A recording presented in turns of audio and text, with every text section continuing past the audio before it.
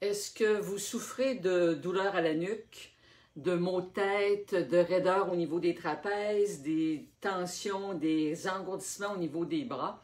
Alors évidemment, ce sont des symptômes que je rencontre régulièrement en clinique. Je suis Dr Dominique Dufour, chiropraticienne, depuis 40 ans, passionnée de santé.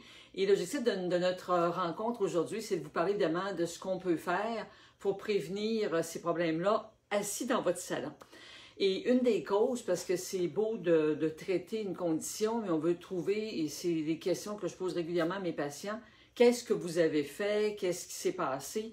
Alors on cherche, et je me demande, parmi ceux d'entre vous qui sont déjà en train de m'écouter, est-ce que ça vous arrive d'avoir des douleurs au niveau de la nuque? Est-ce que ça vous est déjà arrivé de vous endormir devant la télévision?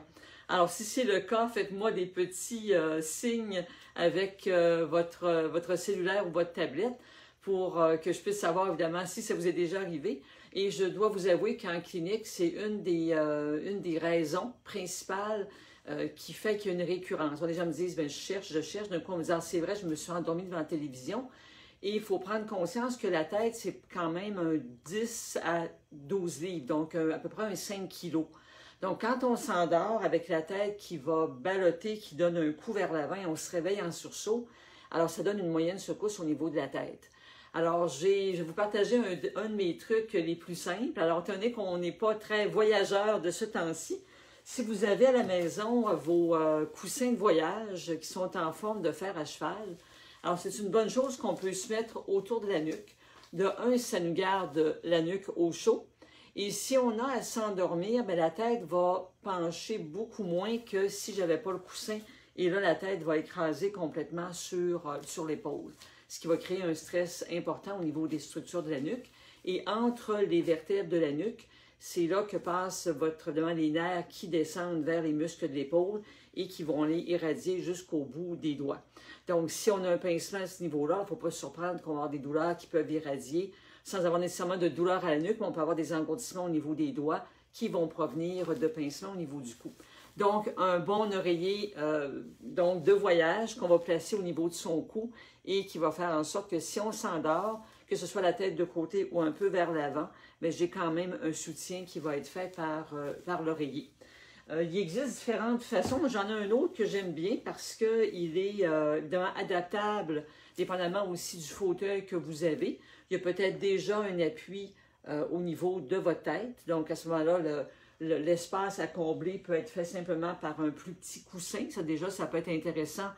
Ce coussin-là n'irait pas aller combler la flexion latérale qui peut se produire, mais au moins pour écouter la télévision, ça va aller combler l'espace. Donc, la tête est plus soutenue, moins écrasée derrière le fauteuil. Mais un autre coussin du type voyageur que j'aime bien, c'est que celui-là, bien, il peut se ramasser comme dans un long boudin, ou encore on peut aller le resserrer et le mettre donc à l'épaisseur ou au resserrement nécessaire.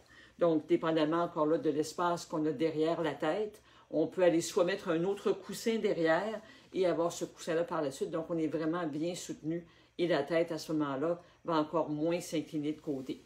Alors, c'est un truc que je vous donne aujourd'hui. Donc, si vous écoutez la télévision en fin d'après-midi ou ce soir et que vous avez passé une belle journée à l'extérieur, il fait frais, on a pris l'air, on a tendance peut-être à s'endormir un petit peu plus rapidement.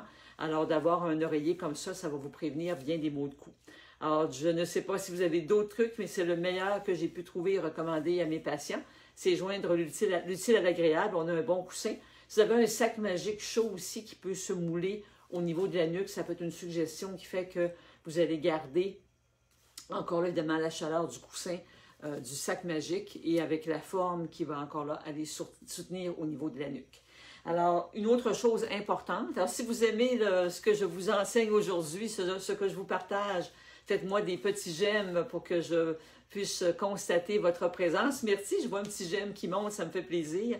Une autre chose importante aussi, c'est de bouger. Alors, vous savez, dans les exercices que je vous donne à chaque semaine, dans mes infolettes, dans mes courriels hebdomadaires, à ce moment-là, c'est de bouger souvent. Alors, même si on est devant la télévision et qu'on a des pauses publicitaires, des fois aussi, on va être sur des enregistrements, donc on va être capable d'aller sauter les pauses publicitaires, donc ce qui fait qu'on va être plus longtemps assis, ou plus tendance à rester assis longtemps.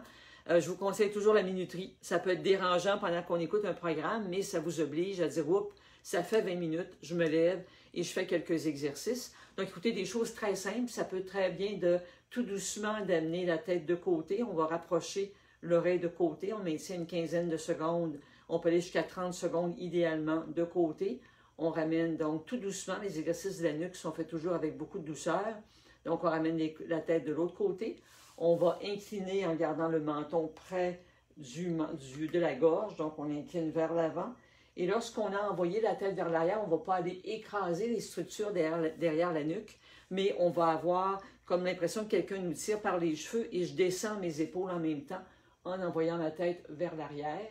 Il ne devrait pas y avoir d'étourdissement en faisant ce mouvement-là vers l'arrière et on y va encore là avec précaution et lenteur et on n'écrase pas complètement. On va simplement regarder un peu au niveau du plafond.